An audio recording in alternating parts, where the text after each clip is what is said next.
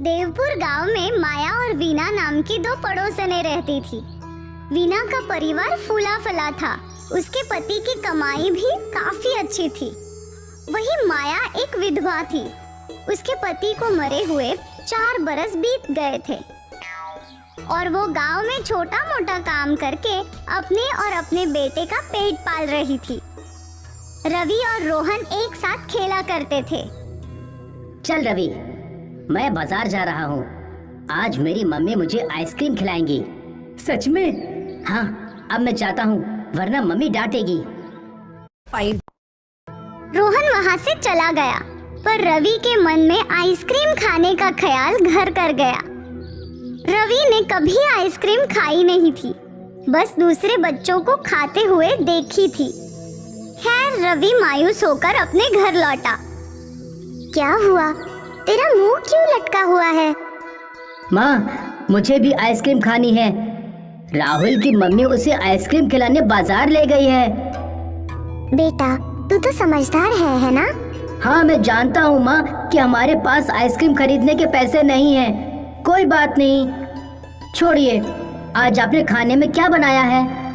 तेरी पसंदीदा दाल चावल। तू खा ले, मैं काम पर जाकर आती हूँ। ठीक है माँ। माया का ध्यान रवि के उतरे हुए चेहरे पे था। वो रास्ते भर रवि के बारे में सोचती रही। काश मैं कुछ और पैसे कमा लेती, जिससे मैं रवि को आइसक्रीम खिला सकती। उस बेचारे का कितना मन है। हे भगवान, मेरी मदद कर दीजिए। वृक्षदेव ने माया की बात सुन ली और उसके सामने प्रकट हो गए। पुत्री, मैं तुम्हारी विपदा समझ सकता हूँ।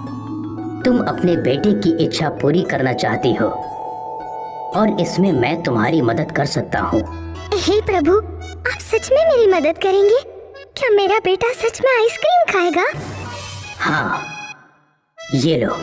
वृक्षदेव ने माया को कुछ बीज दे दिए। इन्हें अपने आंगन में बो दो। अगले दिन इसमें से जो पौधे आएंगे उनमें आइसक्रीम टंगी होगी। आइसक्रीम के पौधे? हाँ। माया ने वृक्षदेव का आशीर्वाद लिया। वो जादुई बीज लेकर अपने घर लौटी। घर के बाहर आंगन में एक छोटा सा खेत था। माया ने सारे बीज इसी छोटे से खेत में बो दिए। माँ, ये आप क्या कर रही हो? मैं आइसक्रीम के पौधों के बीज बो रही हूँ। आइसक्रीम के पौधे? हाँ बेटा, वृक्षदेव ने खुद मुझे ये जादुई बीज दिए हैं। इनमें आइसक्रीम उगेगी सच में? हाँ। वाह, फिर तो हम आइसक्रीम खा भी सकते हैं और बेच भी सकते हैं। इस बारे में तो मैंने सोचा ही नहीं। अगर हम ढेर सारी आइसक्रीम उगाकर बेचें, तो हमें बहुत सारे पैसे मिलेंगे और मुझे गांव में काम करने की भी जरूरत नहीं। हाँ माँ, हम तो बहुत पैसे वाले हो जाएंगे। बिल्कुल। अब इन बीजों में पानी डाल दो। जी माँ। आज आप काम पर नहीं जा रही? नहीं बेटा, कल हमारे खुद की आइसक्रीम के खेत होंगे, तो मैं भला दूसरों के यहाँ काम करने क्यों जाऊँ? वो भी है। माया ने सोच रखा था कि अगले दिन आइसक्रीम उगेगी। वो उन आइसक्रीम्स को बेचकर बहुत सारे पैसे कमाएगी। इसी विचार से वो अपने काम पर भी नहीं गई। उसके मन में पैसों का लालच आ गया था। रात में उसे नींद भी नहीं आ रही थी। वो सोच में डूबी थी कि आइसक्रीम बेचकर वो कितने पैसे कमाएगी। मुझे एक आइसक्रीम कितने में बेचनी चाहिए? क्या सारी आइसक्रीम अलग अलग होंगी या एक जैसी? ये सारे ख्याल उसके दिमाग में घूम रहे थे। खैर, सुबह हुई और माया दौड़ते हुए घर से बाहर आई और उसने अपने खेत देखे तो वहाँ कुछ भी उगा नहीं था। अरे ये क्या? वृक्षदेव ने तो कहा था कि वो जादुई बीज है, उनसे एक दिन में ही आइसक्रीम का पेड़ उग जाएगा, पर ऐसा कुछ नहीं हुआ।